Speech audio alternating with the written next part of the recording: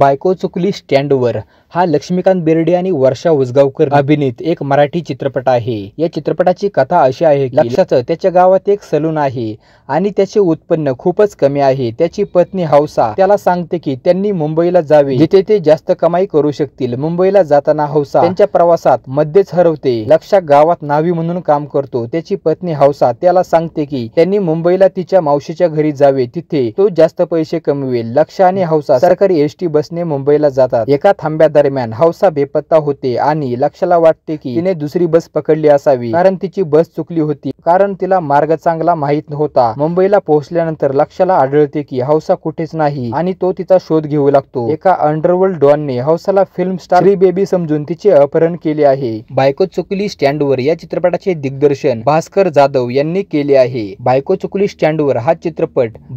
स्टँडवर या चित्रपटाची कथा अतिशय छान आहे। मी तर बऱ्याच वेळा हा चित्रपट पाहिला आहे। तर मित्रांनो, तुम्ही हा चित्रपट पाहिला आहे का? नसेल पाहिला तर नक्की पहा, आणि पाहिला असेल तर हा चित्रपट तुम्हाला कसा वाटला होता कमेंट करून कळवा।